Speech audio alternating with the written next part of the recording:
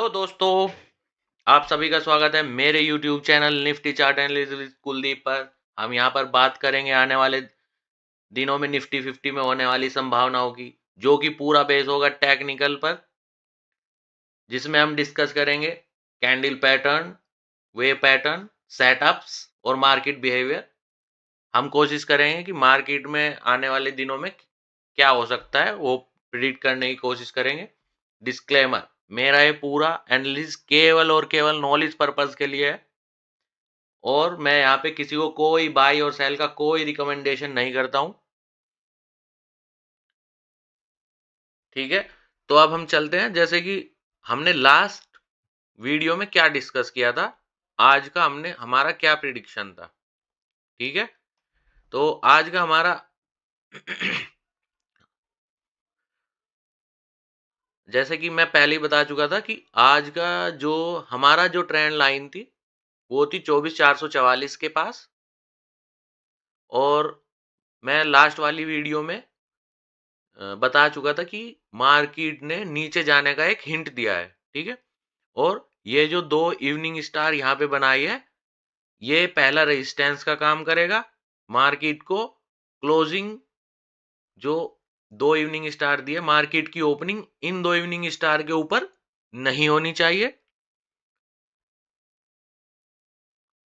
और अगर मार्केट हमारी ट्रेंड लाइन के आसपास ओपन होने के बाद अगर वहां से कोई पीक बना देती है, इट मींस कोई ऐसा कैंडल पैटर्न जो नीचे की तरफ कंफर्म करता है, यानी कि बियर को बियर कैंडल पैटर्न कंफर्म करता है, तब जाके हम ये कहेंगे कि ये भले ही फेल हो गए हो, बट एक पीक जो हमारा फाइनल रेजिस्टेंस था उस पे अगर बन गया तो हमारा जो नीचे का ट्रेंड है वो ओपन रहेगा। अदरवाइज अगर ये हमारी ट्रेंड लाइन है, अगर मार्केट इन इवनिंग स्टार के ऊपर ओपन होने के बाद अगर लगातार, जैसे कि मैं पहले ही अपनी 2-3 वीडियो में बता चुका हूं कि हमारा ट्रेंड लाइन कैसे काम करता है, अगर लगातार दो कैंडल ऊपर की तरफ ब्रेक करके क्लोजिंग हो जाती है, एक हमारी ट्रेंड लाइन को ब्रेक करने वाली कैंडल प्लस एक उसके बाद वाली कैंडल, अगर दो लगातार कैंडल क्लोज हो जाती है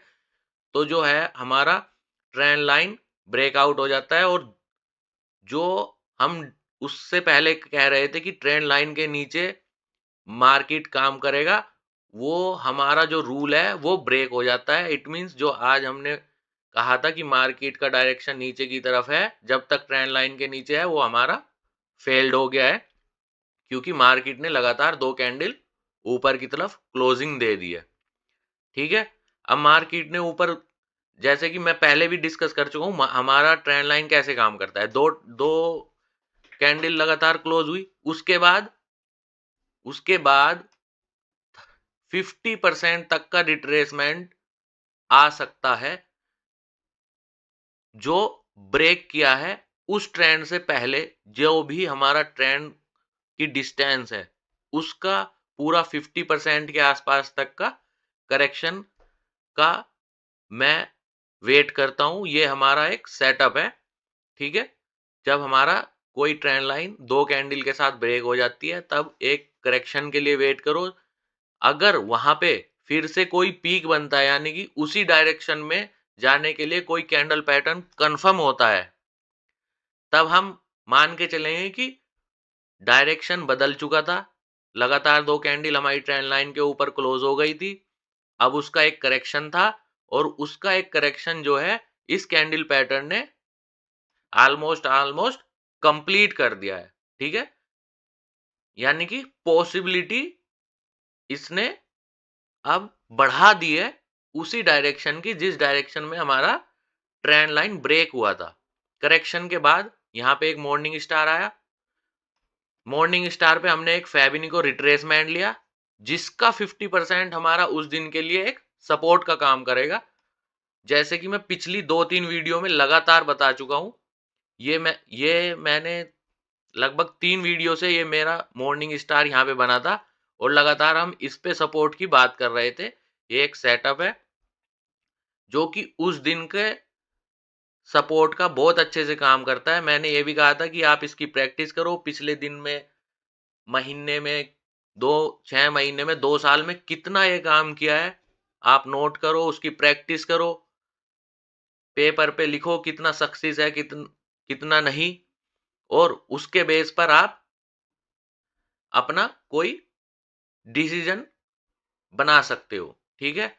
जैसे कि हमने कहा है कि हम जैसे ये मॉर्निंग स्टार बना, इस पे एक मॉर्निंग स्टार लगाई, और अब उस दिन के लिए इसका 50% जो है, वो हमारे लिए सपोर्ट का काम करेगा, ठीक है?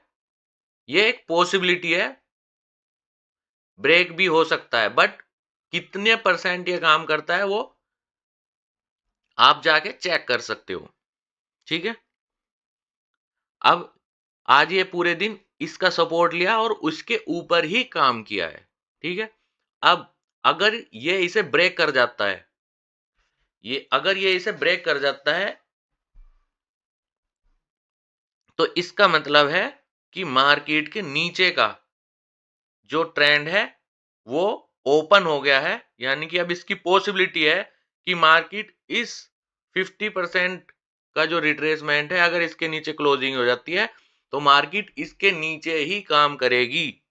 अगर सपोर्ट ले चुकी है तो सपोर्ट का काम करेगी, और अगर इसके नीचे ब्रेक हो गया है तो हो सकता है कि मार्केट बहुत तेजी से एक डाउन साइड का डायरेक्शन पकड़ ले, ठीक है? अब मार्केट ने आज पूरे दिन इसके ऊपर काम किया है, तो हम डिस्कस कर चुके हैं कि हमने क्या लास्ट वीडियो में आज के लिए क्या प्रिडिक्शन की थी, क्या हमारा व्यू था, ठीक है? कैसे फेल्ड हुआ है और कैसे वो आज के दिन में काम किया है, ठीक है? अब हम बात करेंगे आने वाले कल में क्या हो सकता है, उसका प्रिडिक्ट करेंगे कि क्या पॉसिबिलिटी है आज के जो सेटअप है, जो स्ट्रक्चर बनाया है मार्केट ने, उसके बेस पर, ठीक है?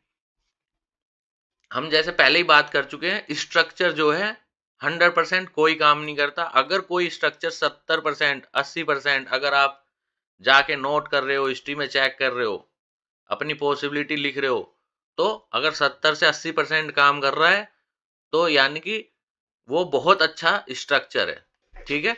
अब डिपेंड करेगा, मार्केट ऑलमोस्ट डिपेंड करती है कल की ओपनिंग पर, क्योंकि जो आज का स्ट्रक्चर है, 3:30 बजे के बाद सुबह 9:15 बजे तक क्या न्यूज आती है, क्या कंडीशंस बनती हैं, वो डिपेंड करती है, ठीक है? इसके बीच में क्या हो रहा है, किसी का रिजल्ट है, किसी का नहीं है, वो थोड़ा एक कॉमन है, बट बिग न्यूज पे डिपेंड करता है। अभी के लिए क्या है कि हमारी ओपनिंग अगर इसके ऊपर 24,432 के ऊपर अगर ओपनिंग होती है कल की, तो 9:30 तक अगर हमारा मार्केट इसके ऊपर स्टे कर जाता है, तो मार्केट ऑलमोस्ट इस रेंज में काम कर सकती है, जो कि ये 574 से 590 के बीच और 432 के बीच, अगर मार्केट 9:30 पे इसका सपोर्ट ले लेती है, ठीक है? तो मार्केट इसका काम करेगी। अगर मार्केट ब्रेक करेगी, तो उसके लिए हमें मैं आपको एक चीज बताता हूँ कि फिर से हम ये जो पीक है इस इवनिंग स्टार का, एक फेविनिको रिट्रेसमेंट ली, इसका मिडिल, इसका रेजिस्टेंस होगा यहाँ से ऊपर जाने के लिए, और अगर इसके टॉप को लगातार कोई कैंडल, एक कैंडल ब्रेक करती है और एक और एक्स्ट्रा कैंडल ऊपर की तरफ ब्रेक करती है, जैसे कि मैं बता चुका हूं, हमारी जो ट्रेंड लाइन है, अगर 2 कैंडलों के साथ ब्रेक हो जाती है, तब ही जाकर हम मानेंगे कि ये ओरिजिनल ब्रेकआउट है, और उसके बाद करेक्शन का इंतजार करेंगे।